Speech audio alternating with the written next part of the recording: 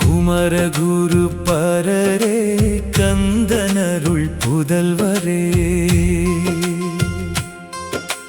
குவலயத்தில் ஒளிந்த ஞான தமிழ் செல்வரே, குமரவேளருளாலே கவிமழையாய் மலர்ந்தவரே,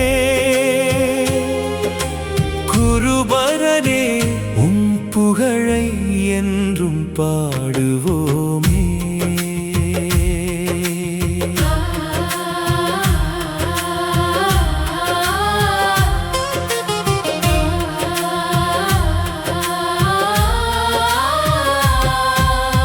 ஐந்து வயதாகியும் அம்மாவென்று அழைக்காமல், வாய் பேச முடியாமல் அப்பிள்ளை இருந்தானே. பெற்றோரும் வருந்தியே பெருந்துயரில் மூழ்கியே, உற்றதுணை முருகனென உளமுருகி வேண்டினாரே. பேசாத பிள்ளையினை கவலையுடன் அழைத்துச் சென்று திருமுருகன் சன்னதியில் கண்ணீருடன் நிறுத்தினாரே. திருமுருகன் அருளாலே வாய் திறந்த அந்த நாளில் கந்தர்காளி வெண்பாவாய் கவி மலர்கள் மலர்ந்ததுவே.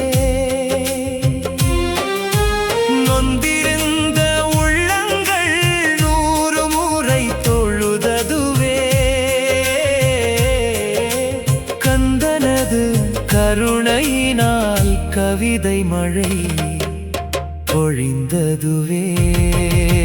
குமரகுரு பரரே கந்தனருள் புதல்வரே, குவலயத்தில் ஒளிந்த ஞான தமிழ் செல்வரே, குமரவேல் அருளாலே கவிமழையாய் மலர்ந்தவரே. குருபரனே உம் புகழை என்றும் பாடுவோமே.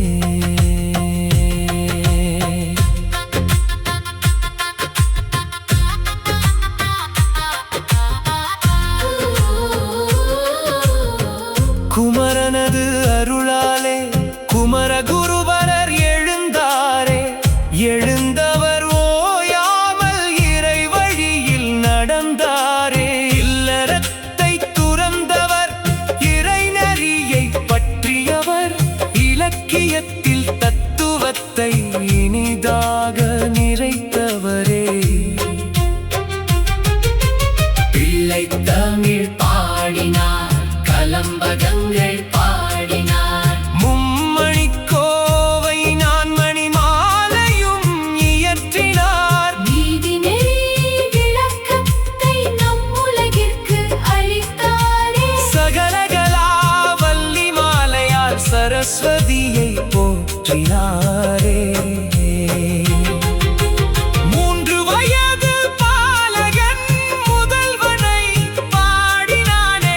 5 வயது பாலகன் ஆறுமுகனை பாடினானே. பாடுதற்கு வந்த ஞானம் பராபரமே அறிந்ததுவே. மாமரர்கள் நாமெல்லாம் வியந்தபடி நிற்பதுவே. குருபரா என்று குமரவே அழைத்ததுவே.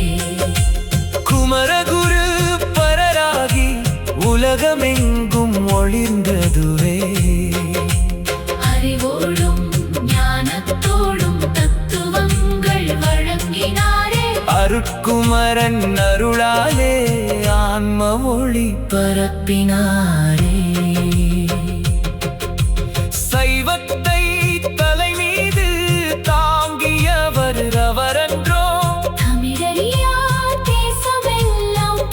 சைவம் விதைத்தாரும் மடமமைத்து அறியாமை இருளகற்ற முயன்றாரே மன்னர்களும் பணிந்து வந்து மனவாரி உதவினாரே